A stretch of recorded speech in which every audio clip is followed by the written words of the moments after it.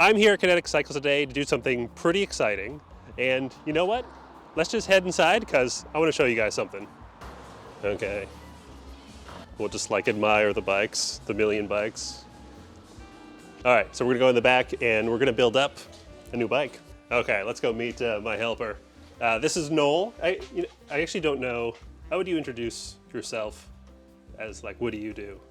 The company? Well, yeah, are you the engineer, or would you tell people that you're the owner, the CEO? I'd say I'm both, right. Maybe, right? So my background is physics and engineering physics as a career, and I'm the owner of the business, but also cycling, enthusiast. And right. Yeah. Let's take a look what we're gonna build. Right, cool. I actually haven't really even opened the box yet. Okay.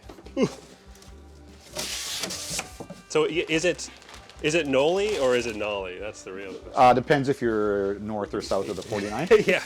But it is Noli is correctly. I think it's the most correct version of it. So, but we're not super particular about that kind of stuff. The big reveal. Just take all that close-up foam off of it and reveal it. Yeah. Might not be a bad idea. Okay, this is the very legitimate, not set up bike reveal. I also want to make another huge announcement. Insta360 is actually going to be sponsoring the channel. So this is going to be the camera. It's actually the camera I've been using a lot lately. This is the Insta360 X3.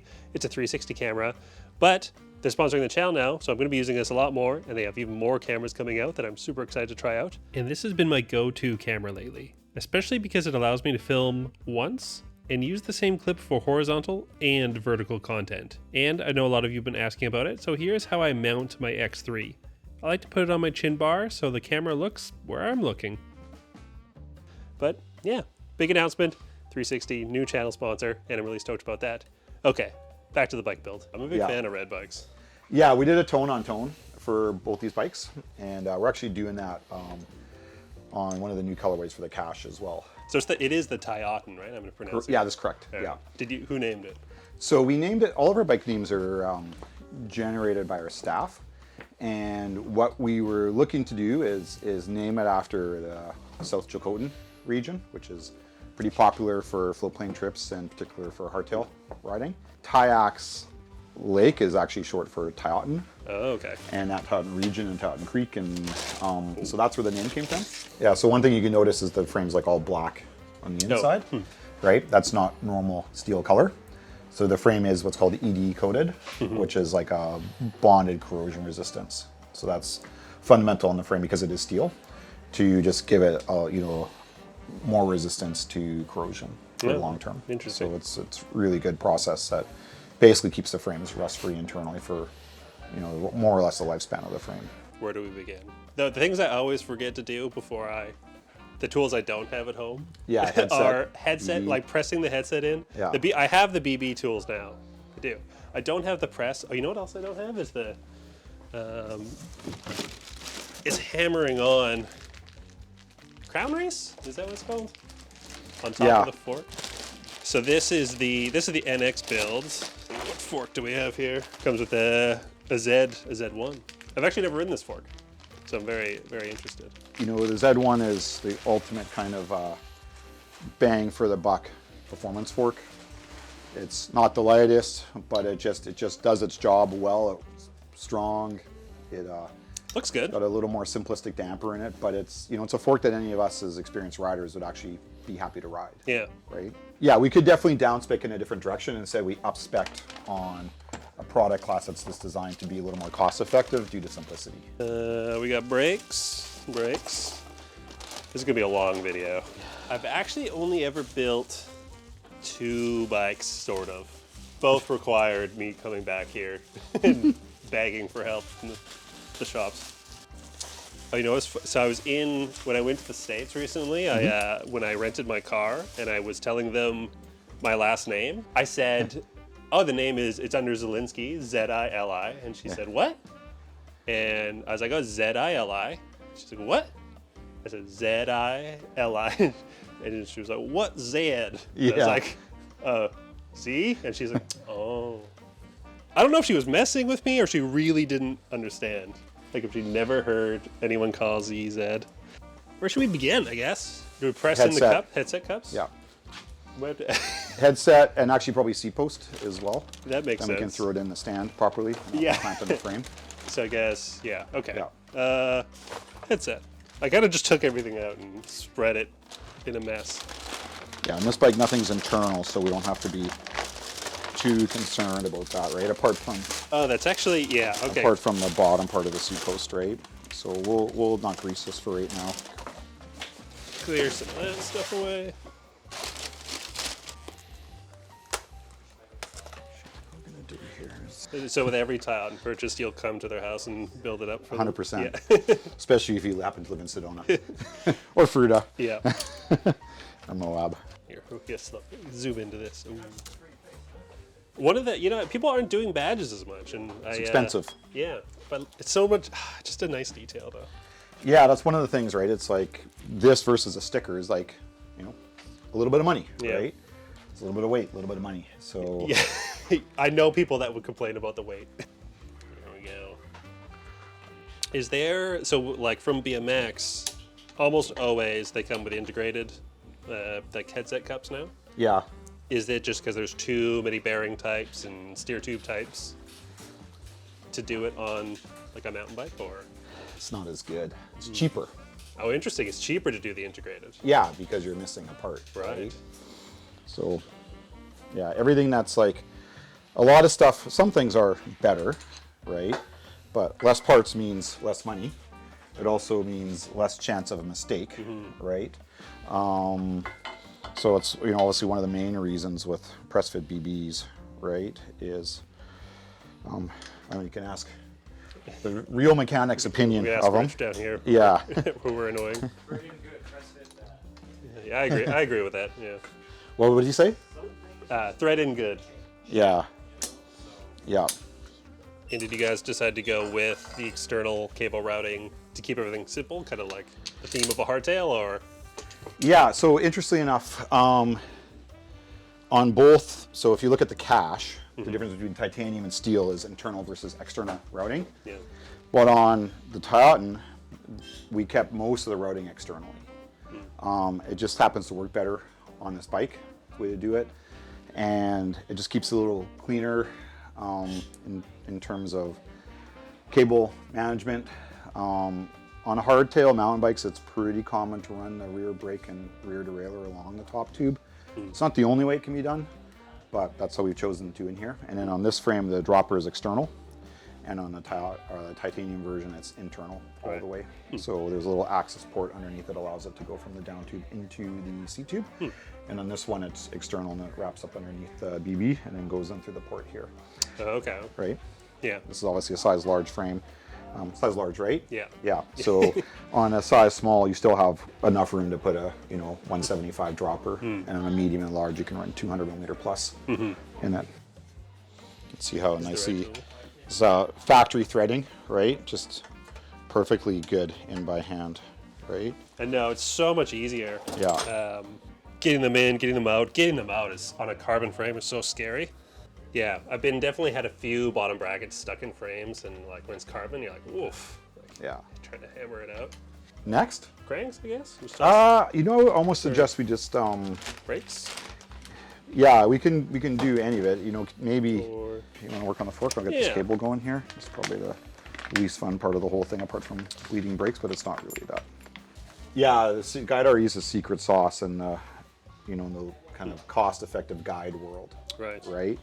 So it's basically an e-bike brake, so it's a lot heavier duty than. Oh, okay. I didn't realize that. Yeah, so it's a pretty sick brake for what it is. So this basically just goes like that inside the frame, obviously, and then it'll come up like this on the underside.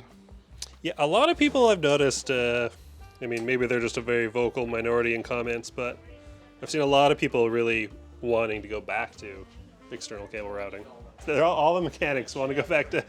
Yeah, so I think, the real trick is there's an entire, I would say most of the industry that's focused on bikes looking good, right? They do. It does look a little cleaner. Like once it's done and set up, I guess if you don't have to do it.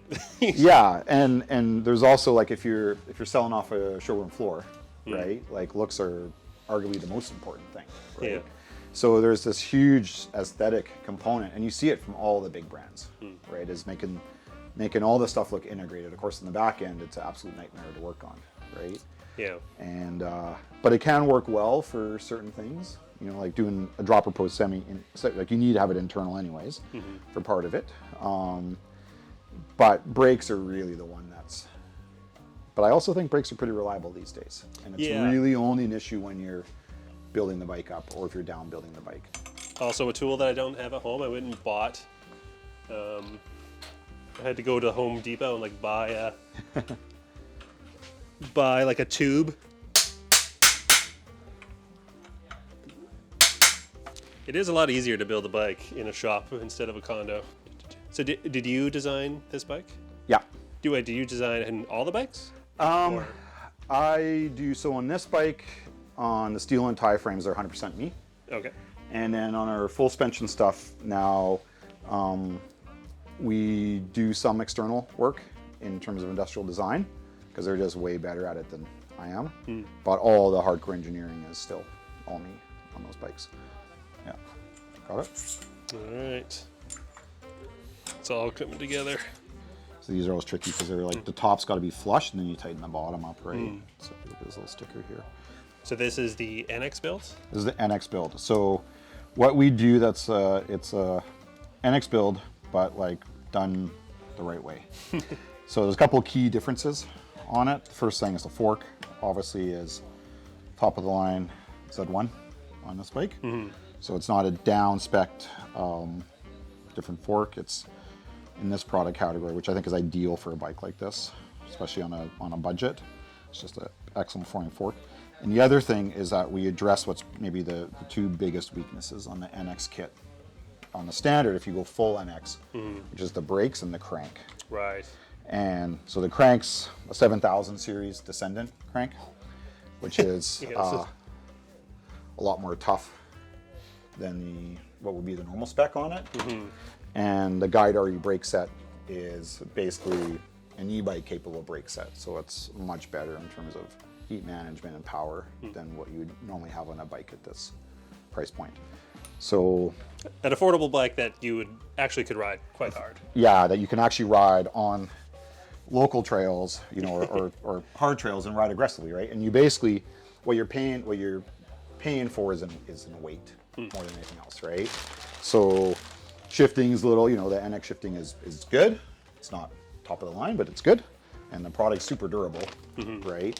Because it's all steel, or a lot of it's steel. So, and then, like I said, we address we normally say the weakest parts, which are the brakes and cranks out of the build.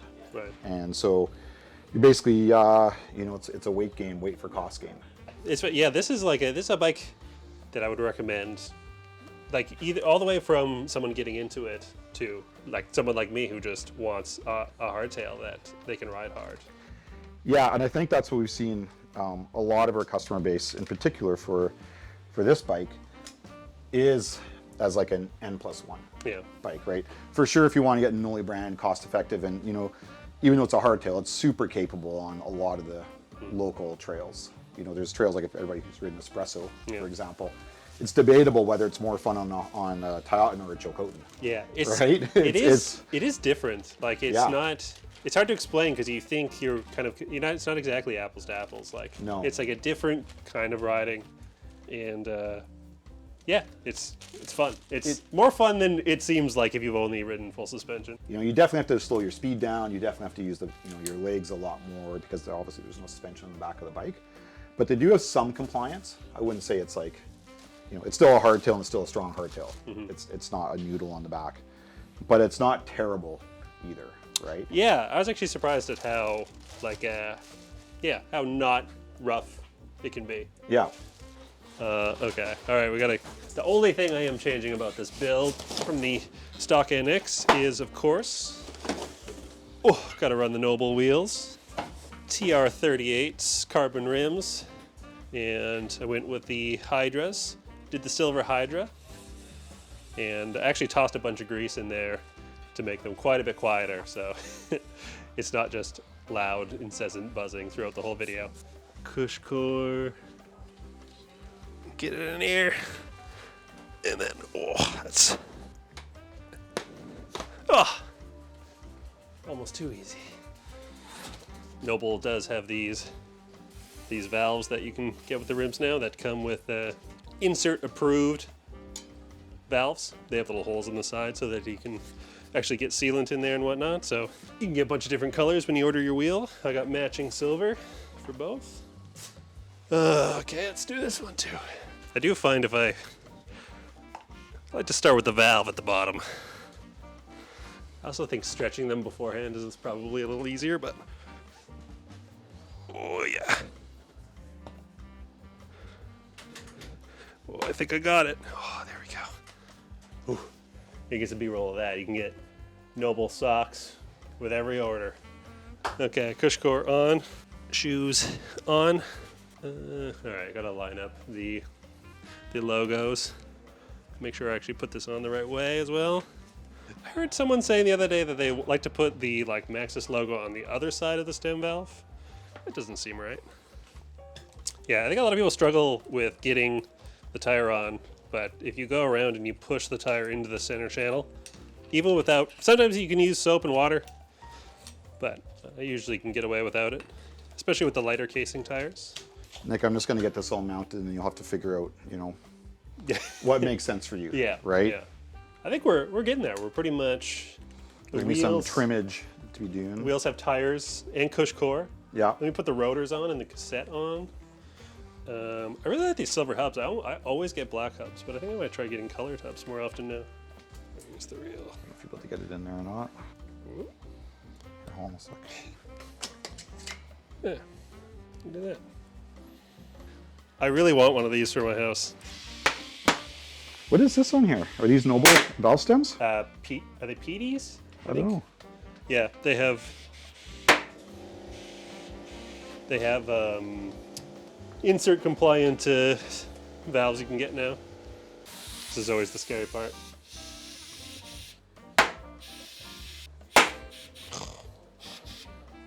I had a front wheel explode on me once on a mountain bike in the 90s.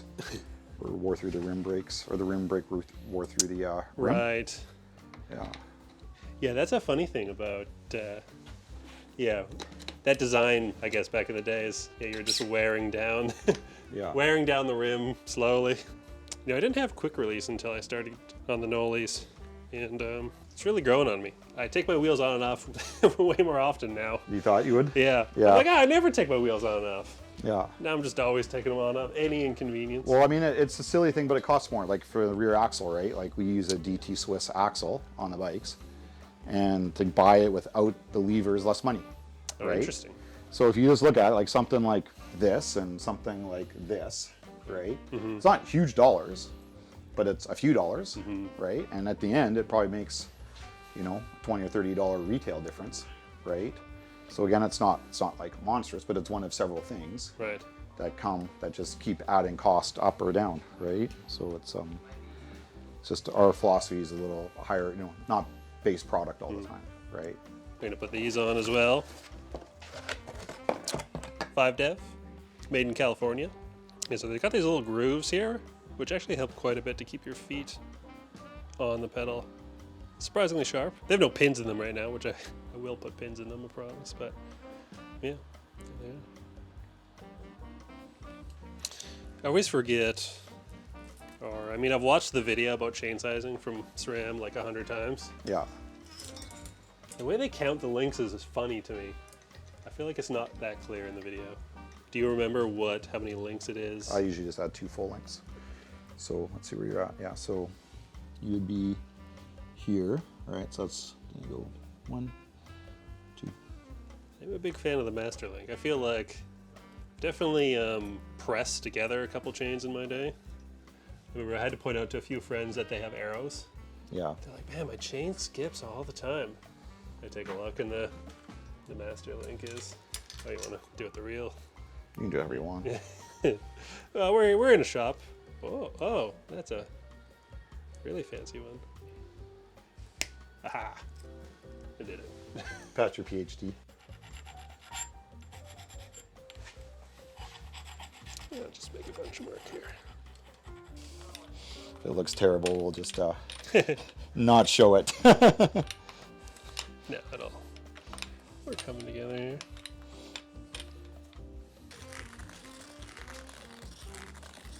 It's always tricky with the bar on. It's much harder to do than with it off, but.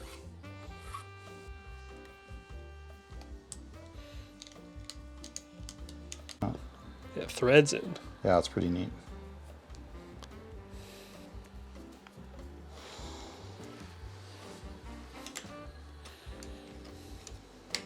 All right, so we're like 99% of the way built. I got a few little tiny adjustments to make so I can, you know, set my lever angle and things like that, but I think she's pretty much ready to ride. And so thanks to Noel again for Thanks, Nick. doing like most of the work. Thanks again, Noel. Thanks to Kinetic for letting me build my bike here. And yeah, in the next video, we'll go ride it. So I'll see you guys then.